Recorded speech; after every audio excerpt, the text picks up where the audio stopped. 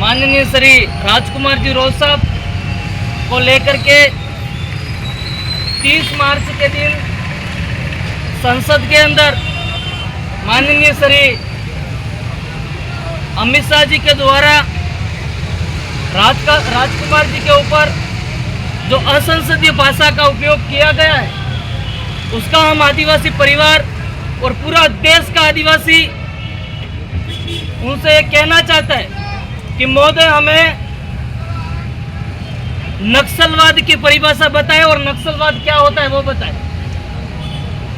क्या होता है आखिरकार नक्सलवाद, और नक्सलवाद को पनपाने वाले कौन लोग हैं ये हमें जानना होगा।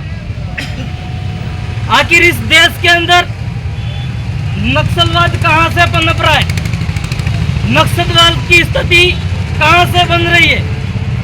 उन्होंने कहा कि हमारे देश के अंदर जो नक्सलवाद है वो महोदय कब तक खत्म हो जाएगा। तो वो नक्सलवाद कब तक खत्म हो जाएगा उसका कोई निर्णय नहीं है। उल्टा राजकुमार जी के ऊपर आरोप लगाया जाता है। अगर आप संसद के अंदर नहीं होते, आप लोकसभा के अंदर नहीं होते, तो आप भी इनकी लिस्ट में होते। तो इस प्रकार से जो अमित शाह द्वारा दिया गया बयान है उसका हम पुरजोर तरीके से विरोध करते हैं और आपको ये बताना देना चाहते हैं महोदय कि आखिरकार नक्सलवाद का पता आप लगा लीजिए और आपका पता लगा लीजिए। हमारे पूर्वज जयपाल सिंह मुंडा संविधान सभा के अंदर से उनका जो स्पीच है, उनका जो कोटेशन है वो पढ़ लीजिए आप लोग, फिर हमारे से बात करिए। तुम लोगों ने आदिवासियों को हल्के में ला रखा है। हजारों सालों से आदिवासियों को तुम लोगों ने बरगलाने के लिए, दबाने के लिए, जमीनें हड़पने का काम तुम लोगों ने किया। अभी बीजेपी की सरकार के अंदर पूरे देश के अंदर आदिवासियों को प्रताड़ित किया, उनको मारा, उनको पीटा, उनकी जमीनें हड़पी। तुम लोगों ने कौन सा संविधान के रूप में काम किया भाई? कौन सा संविधान के रूप में काम किया? तुम्हारे ऊपर तो उल्टा एफआईआर लगना चाहिए। तुमने संविधान के विरुद्ध में जाकर के काम कर रहे हो, जबकि हमारा संविधान कहता है, 5वीं अनुसूची कहती है, हमारे आर्टिकल कहते हैं, हमारी ग्राम सभा कहती है आदिवासियों को बिना पूछे उनकी जमीन, 1 इंच जमीन नहीं ले सकते।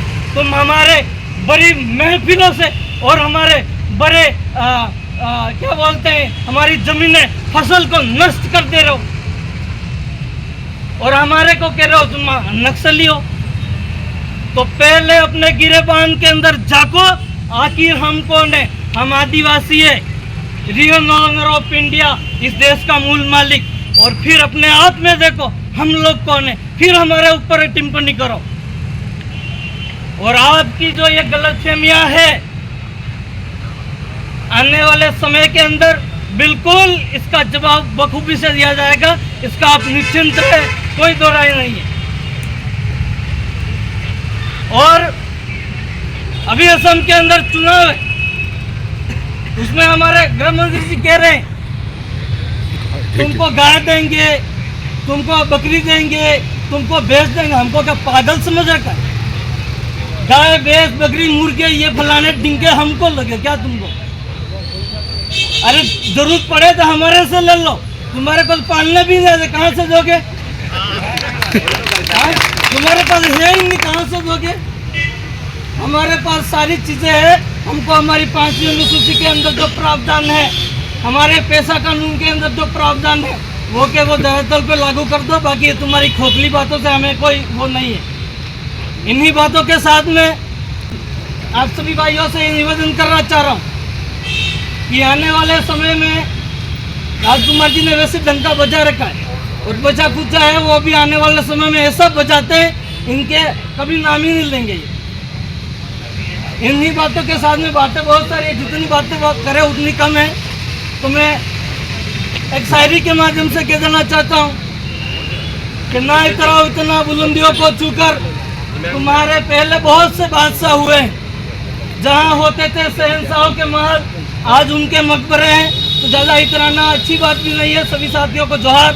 जय आदिवासी, जय जोहार।